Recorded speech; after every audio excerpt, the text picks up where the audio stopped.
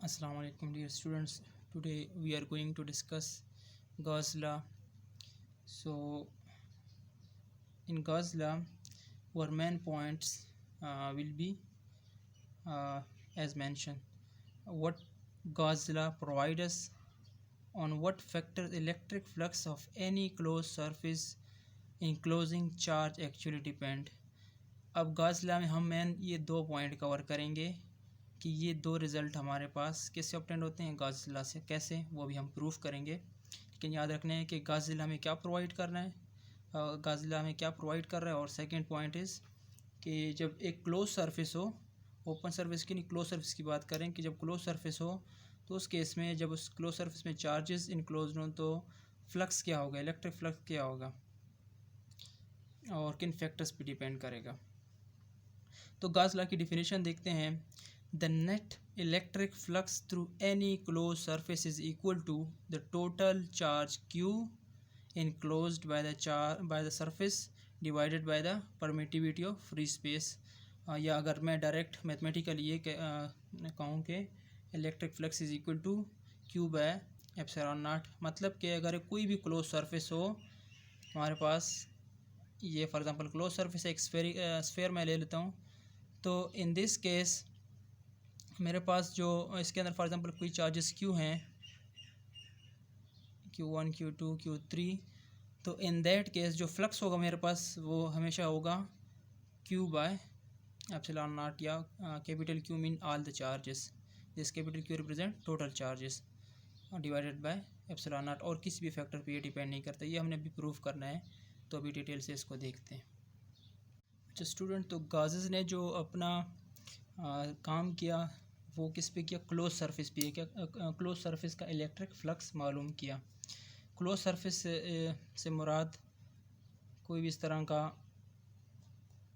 Box हो आपके पास या कोई स्फेयर हो आपके पास, इसका फ्लक्स इसके सेंटर में कोई चार्ज रख दो तो इसका फ्लक्स क्या होगा, ये इस पे गाजेस ने काम किया। तो इसी तरह हम भी यहाँ पे कंसिडर करते हैं एक स्फेरिकल सरफेस, और इस स्फेरिकल सरफेस का हम फिर मालूम करेंगे फ्लक्स, टोटल फ्लक्स किस तरह आता है। फॉर एग्जांपल हमारे पास ये एक स्फेरिकल ऑब्जेक्ट है, तो जिस तरह हमने प्रीवियस लेक्चर में पढ़ा था इस तरह इस स्फेरिकल सरफेस को हम डिवाइड करेंगे किस चीज़ में, स्मॉल एरिया पैचेस में, स्मॉल एरिया पैचेस में डिवाइड कर देंगे। और ये एज्यूम करेंगे कि ये जो पैचेस हम ले रहे हैं ये क्या है हमारे पास, ये बिल्कुल फ्लैट है।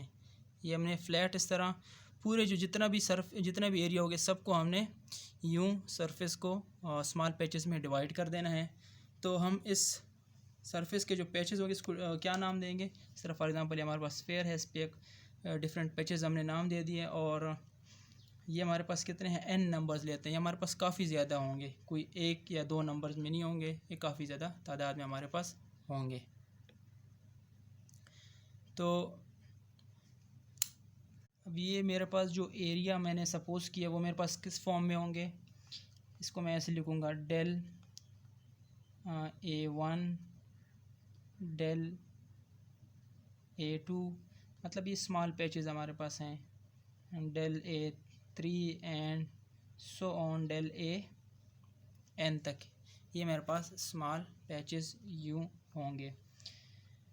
और सेकंड, अब इन सब का साइज़ भी याद रखें सेम है, सेम एरिया ये एक जैसे। और दूसरी बात ये है कि फ़ॉर एग्ज़ाम्पल जिस तरह मैंने इस चीज़ की एग्ज़ाम्पल दी, अगर मैं यहाँ पे बात करूँ कि इस सरफेस पे ये सरफेस ले लूँ और दूसरा यहाँ पे ले लूँ, तो अगर इसके सेंटर पे कहीं भी चार्ज पड़ा हो तो ये पॉइंट और ये पॉइंट स्फेयर में ये दोनों इक्वल डिस्टेंस पे होते हैं। इसलिए मैं ये कह सकता हूँ कि यहाँ पे जो इलेक्ट्रिक फील्ड होगी इस जो रिसीव करेगा वो सेम ये भी यही रिसीव करेगा। इसीलिए मेरे पास जो ये याद रखें यहाँ पे कि जो मेरे पास इलेक्ट्रिक फील्ड होगा वो क्या होगा, यूँ होगा, E1 जो सरफेस 1 पे फील्ड होगा वो किसकी इक्वल होगा, सरफेस 2 पे, और that is equal to EN, so on, हमारे पास ये इक्वल होंगे।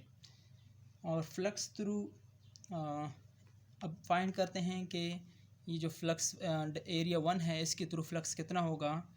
तो फ्लक्स का हमें फार्मूला पता है, फ्लक्स का फार्मूला क्या हमारे पास, फ्लक्स हम कैसे फाइंड करते हैं, फ्लक्स वन हमारे पास हो जाएगा, चूँकि एरिया वन है तो फ्लक्स वन हो जाएगा मेरे पास, that is equal to electric field intensity और एरिया का डॉट प्रोडक्ट, और इसको मैं यू भी लिख सकता हूँ ई डेल ए, साथ में फर्स्ट की बात करें तो फर्स्ट वन भी लिखते जाएँ साथ में, और डॉट को मैं रिप्लेस करूँगा कॉस थीटा से, इसको मैं फिर यूँ भी लिख सकता हूँ।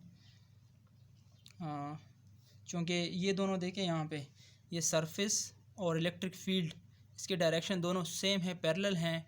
पैरेलल केस हमारे पास थीटा ज़ीरो होगा, थीटा ज़ीरो का तो कॉस ज़ीरो से हमारे पास क्या आएगा, वन आएगा, तो इसलिए मैं इसको direct E one del A one लिख सकता हूँ।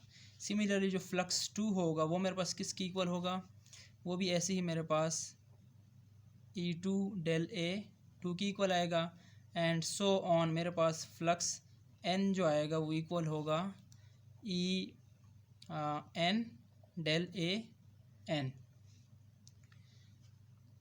अब हमारे पास जो टोटल फ्लक्स होगा वो किसकी इक्वल होगा, इसको सिंपल हम यू रिप्रेजेंट कर देते हैं इससे, या ई टोटल टी भी आप लिख सकते हैं। Flux, total flux, electric flux, वो हमारे पास किसकी इक्वल होगा, ये जो फ्लक्स वन था plus flux two plus flux three plus so on flux N तक, ये हमारे पास इसकी इक्वल होगा।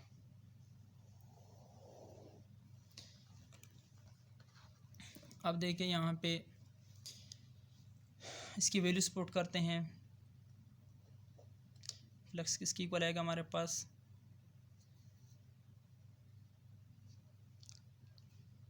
पहले का हमारे पास था E one del A one plus E two del A two plus so on, ये हमारे पास आएगा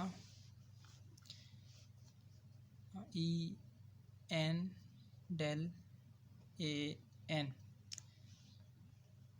अब यहाँ पे चूँकि हमें पता है कि जो ई वन है वो इक्वल टू ई टू है is equal to E N है, तो हम यूँ भी लिख सकते हैं flux is equal to E del A one plus E del A two plus E del A three plus so on del A N, E del A N. ठीक है, अब सब में हमारे पास ई है, तो इसको मैं यूँ लिख सकता हूँ, यहाँ पे जो ई है मैं कॉमन ले सकता हूँ, ई को मैं कॉमन ले लूँगा, मेरे पास आ जाएगा del A one plus del A two plus so on up to del A N. Now electric field intensity को यू लिख लेंगे, और ये देखिए हमारे पास एन है तो इसके लिए हम समेशन यू लिख लेंगे, समेशन डेल ए एन, यहाँ पे सॉरी आई आएगा, और एन यहाँ पे I is equal to one starting from one up to n. So अब ये समेशन जो है ये हमारे पास ये क्या रिप्रेजेंट कर रहा है, ये हमारे पास रिप्रेजेंट कर रहा है एरिया ऑफ स्फीयर। तो इसकी जगह मैं सिंपल लिख सकता हूँ टोटल एरिया ऑफ स्फीयर। ये हमारे पास फ्लक्स। अब इसको इक्वेशन ए का नाम दे देता हूँ मैं यहाँ पे। अब इस इक्वेशन में यहाँ पे हमारे पास देखें इलेक्ट्रिक फील्ड इंटेंसिटी है हमारे पास, तो इस इलेक्ट्रिक फील्ड इंटेंसिटी की वैल्यू हमारे पास क्या होती है, पहले पढ़ चुके हैं, हमारे पास है electric field intensity is equal to q by 4 pi epsilon naught 1/r square, ये हम पढ़ चुके हैं। ये फॉर एग्जांपल वन, और हमारे पास एरिया ऑफ स्फीयर हमारे पास किसकी इक्वल होता है, वो हमारे पास होता है 4 पाई r स्क्वायर, ये हमारे पास इक्वेशन 2। अब इक्वेशन 1 और 2 की वैल्यूज़ हमने पुट कर देनी है इक्वेशन ए में। ये नेक्स्ट पेज पे आप देखते हैं। ओके, अब वैल्यूज़ पुट करते हैं तो हमारे पास इक्वेशन ए में इक्वेशन 1 और इक्वेशन 2 से तो हमारे पास जो फ्लक्स आएगा वो इक्वल आएगा। इलेक्ट्रिक फील्ड इंटेंसिटी की वैल्यू थी Q/4πε0 और जो एरिया की वैल्यू हमारे पास एरिया ऑफ स्फीयर हमारे पास 4πr² की इक्वल होता है। तो ये r² पाई 4π ये हमारे पास कैंसल, सिर्फ हमारे पास क्या रह गया, flux is equal to Q/ε0। तो ये देखिए हमने प्रूफ कर लिया कि total flux is equal to Q/ε0। अब जो सबसे पहला पॉइंट था हमारा, सबसे पहला पॉइंट क्या था हमारा कि हमारे पास जो गॉसेस लॉ वो हमें क्या प्रोवाइड कर रहा है। तो गॉसेस लॉ हमें प्रोवाइड कर रहा है relation between flux and charges, electric flux और चार्जेस के बीच में हमें रिलेशन प्रोवाइड कर रहा है ये। और दूसरा ये पॉइंट हमारा क्लियर हो गया। सेकेंड पॉइंट, किन फैक्टर्स पे इलेक्ट्रिक फ्लक्स डिपेंड करता है किसी भी क्लोज सरफेस के लिए। तो यहाँ पे देख लें इस इक्वेशन में आपके पास क्या नज़र आ रहा है, सिर्फ ये तो देखें कांस्टेंट टर्म है। तो फ्लक्स डिपेंड कर रहा है सिर्फ और सिर्फ चार्जेस पे कि कोई भी क्लोज सरफेस है, जिस तरह मैंने यहाँ पे स्फीयर लिया, कोई भी क्लोज सरफेस हो उसमें जो इलेक्ट्रिक फ्लक्स है वो सिर्फ और सिर्फ डिपेंड करता है नंबर ऑफ़ चार्जेस कि कितने चार्जेस उसके अंदर क्लोज हैं उस सरफेस में। किसी भी इसके अलावा सरफेस के शेप या साइज़ पे डिपेंड नहीं करता। ओके, अब ये तो हमने प्रूफ कर लिया कि शेप चाहे किसी भी सरफेस का इस तरह हो या कोई स्फीयर हो या कोई इस तरह हो और ये क्लोज सरफेस हो, तो ये सिर्फ इस पे डिपेंड कर रहा है कि इसके अंदर चार्जेस कितने, फॉर एग्जांपल ये चार्जेस हैं, कितने चार्जेस इसके अंदर क्लोज्ड हैं। तो ये सिर्फ इस चीज़ पे डिपेंड करता है। यहाँ पे फॉर एग्जांपल हम देखते हैं कि इसके अंदर एक चार्ज Q1, ये Q2, ये Q3 और ये Qn, मतलब काफ़ी सारे चार्जेस, एक सरफेस है इस तरह इरेगुलर शेप है इसका, इसके अंदर क्लोज्ड हैं। तो उस केस में हमारे पास फ्लक्स देखें, यही शेप थोड़ा सा मज़ीद इसको रीडिफाइन करते हैं। तो इस केस हमारे पास देखें, अभी हमने गॉसेस लॉ के हिसाब से प्रूव किया, गॉसेस लॉ के थ्योरम से, कि फ्लक्स किसकी इक्वल होता है हमारे पास, वो हमारे पास होता है Q/ε0। अब Q1 के लिए मैं टोटल फ्लक्स लिखता हूँ, ऐसे लिख सकता हूँ Q1/ε0। अब Q2 की वजह से जो फ्लक्स होगा तो वो भी साथ में प्लस कर दूँगा, Q2/ε0 एंड सो ऑन, इस तरह Qn/ε0। अब इसी को इक्वेशन को मैं यहाँ पे, चूँकि ε0 कॉमन है तो 1/ε0 का ये कॉमन ले लूँगा यहाँ पे मैं, एंड मेरे पास रह जाएगा Q1 + Q2 + and so on up to Qn। अब ये जो चार्जेस हैं इसको मैं ऐसे लिख सकता हूँ, summation Qi starting from i = 1 up to n। ये हमारे पास sum of all the charges हैं। चूँकि sum of all the charges को मैं एक कैपिटल Q का नाम दे सकता हूँ, इसीलिए मैं इसको कैपिटल Q इसकी जगह लिख लूँगा। ये हमारे पास फ्लक्स, तो सिंपली मैं यहाँ पे लिख सकता हूँ कि इलेक्ट्रिक फ्लक्स किसकी इक्वल है, according to Gauss law, equal to all the charges enclosed by the close surface. जो क्लोज सरफेस हैं, जितने चार्जेस क्लोज्ड किए हैं उसके अंदर जितने चार्जेस पाए जाते हैं, डिवाइडेड बाय ε0, जिसकी फिक्स वैल्यू जो कि कांस्टेंट नंबर है, यू नो।